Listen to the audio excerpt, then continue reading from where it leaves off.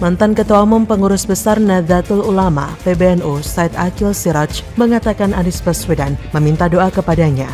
Permintaan itu disampaikan Anies saat menemui Said di Pondok Pesantren Luhur Al-Sakafah di Jagakarsa, Jaksel akhir Maret lalu. Kata Said, minta doa aja, minta doa, iya soal Pilpres 2024. Saya doakan mudah-mudahan panjang umur, sehat walafiat, sesama Islam saling mendoakan. Ia berkata doa untuk Anies sebatas soal kesehatan dan keselamatan. Ia menampik soal doa agar Anies terpilih menjadi presiden. Kata Said, enggak sampai ke situ ya, panjang umur, sehat walafiat, sukses. Said berkata ia menerima semua tamu yang datang ke pondok pesantrennya. Ia berkata akan menerima kedatangan Prabowo Subianto usai lebaran.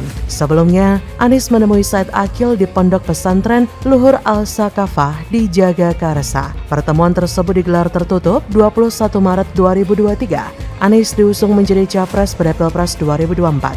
Koalisi pengusungnya terdiri atas 3 partai, Nasdem, Demokrat, PKS. Namun hingga kini belum ditentukan calon pendampingnya sebagai cawapres. Sebelumnya Baca Pres 2024 yang diusung Koalisi Perubahan Anies mendekati sejumlah tokoh Nahdlatul Ulama, salah satunya Kiai Haji Said Aqil Siraj. Menanggapi hal itu, mantan pengurus besar NU tersebut tidak mempersoalkan hal tersebut. Namun demikian, Kiai Said enggan berbicara jauh terkait tokoh NU yang berpotensi menjadi cawapres pendamping Anies. Ia berkata, itu masalah politik ya, saya nggak bisa jawab.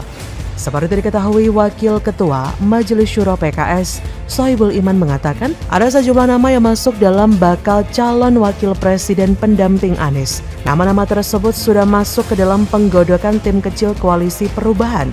Sohibul pun membocorkan sejumlah nama yang beredar seperti Ketua Umum DPP Demokrat Agus Harimurti Yudhoyono, Wakil Ketua Majelis Syuro PKS Ahmad Heriawan, Gubernur Jawa Timur Khofifah Indar Parawansa. Bahkan sebelumnya ada nama Andika Perkasa.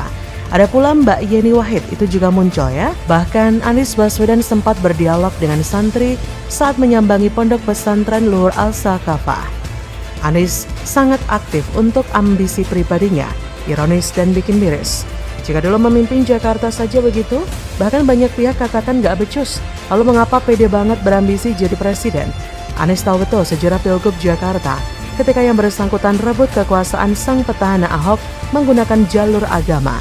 Itu direkam dengan sangat baik oleh rakyat Indonesia sebagai borok yang menjijikkan.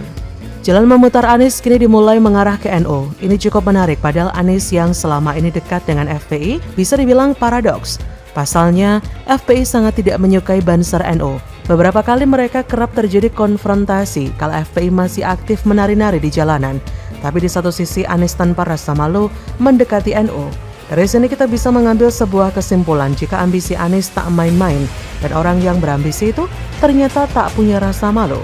Di saat kepala daerah lain sedang berusaha kerja keras pulihkan kondisi ekonomi mereka, di wilayah masing-masing Anies justru melakukan sebaliknya. Mencuri kesempatan bersolek ria seolah pantas ke pentas nasional. Jika toh ada tokoh NU yang terlihat mendukung Anies kiranya itu hanya atas nama pribadi.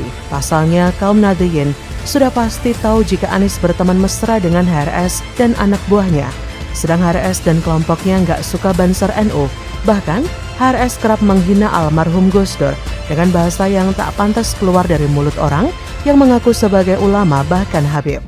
So, manuver Anies hanyalah sesaat menjadi kembang lambe karena bagaimanapun masyarakat akan tetap memandang Anies didukung kelompok-kelompok radikalis dan fundamentalis. Sedangkan upayanya mengambil jalan memutar dan seolah lepas dari kelompok itu cumalah lip service. NU hanya bakal dijadikan pijakan untuk mencapai tujuannya. Strategi yang mudah ditebang. Apakah kaum Nahdliyin bakal kepincut sama Anies?